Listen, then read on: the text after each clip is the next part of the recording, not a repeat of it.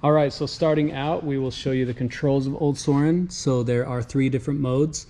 The first mode is moped mode, maxes out at about 15 miles an hour. The second mode is 45 miles an hour, and the third mode is 65. And you don't need to start out in first and go to second and third. All that does is just shoot a certain amount of power into the hub motor. So if you are on 3, you'll basically be going a lot faster and you'll get up to speed faster.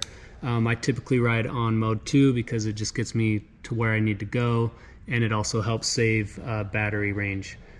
And then down here we have drive and reverse.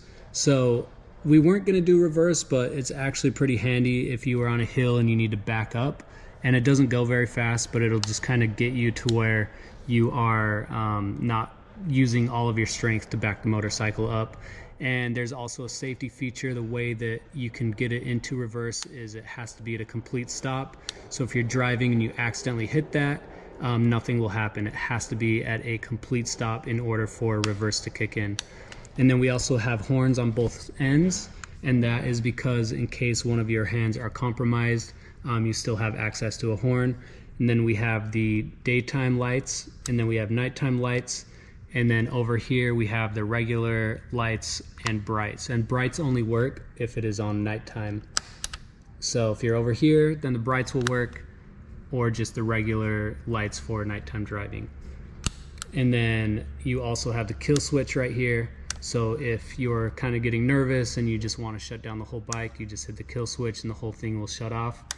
And then you also have the front brake and the back brake. It's a little bit backwards from a normal bicycle, and there is no clutch on this motorcycle since it is all electric. It is fully automatic, so there is no brake down here, which is on a typical motorcycle. So again, it's just front brake, back brake, and you typically want to hit both of them at the same time as you slow down. You don't want to hit one or the other harder than the other. I always hit them about 50-50, the same amount as I'm going on a turn or need to stop. And then as far as the controls of the bike, up here, so this shows your battery power, this shows your miles an hour, this shows your mileage, and then up here shows what gear you're in.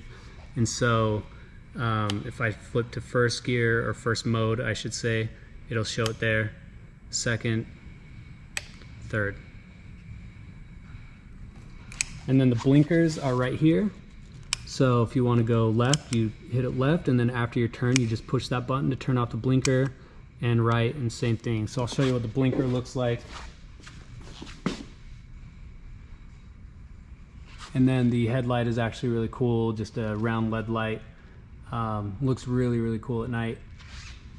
And then to turn off that blinker, you just want to hit this white button. And then I'll show you the battery. So when it comes to charging your motorcycle, you can either charge it right here in this port, and this way you don't have to actually take the battery out. The battery is quite heavy, so most of you are going to use the charge port right here, and you only want to use a Old Soren certified charging cable. Don't use any other cable. And this is the battery right here. You also have the option to charge it right here, so that is if you want to take it out. But before you take it out, you're going to want to hit this breaker switch right here under the tank, and that will cut off all power to the motorcycle. And then you can unplug these cables right here. They have a high current, so you do not want to unplug them while they are hooked up to power. Obviously the motorcycle off, flip the breaker, then you can unplug that and pull the battery out. But again, like I said, most of you are just going to charge it through that port right there. And then down here, so we weren't going to do this, but we decided to do it. This is for a lot of different laws in the US, so it depends on the state. But these are tiny little cranks, and they will come with pedals that will fold up, which hides pretty well if you watch the Old Soren video. We actually have the pedals installed on the bike for the riding video, and you can hardly see it, but I typically take them off because I live in California. I have it certified for a motorcycle, but those that want to just have it as a moped, you can put the pedals on and then put it in first mode, and you are now legally a moped. And then second mode and third mode would be off-road modes or motorcycle modes if you get it registered as a motorcycle. And you can have a second passenger. So the second passenger pegs right there. And then we have hydraulic brakes, hydraulic disc brakes, front and back. So there's the front and the back. And then we of course have your tail light and rear blinkers right here. And then this is the hub motor, 4,000 watt brushless hub motor. This is basically the entire power of the motorcycle. So there's a control unit under the tank, and if you see this orange cord, that pushes the current through to the hub motor, which gives it power. And the first, second, third modes tell the control unit how much power to push through that cord in order to give the motorcycle power. And that's basically it.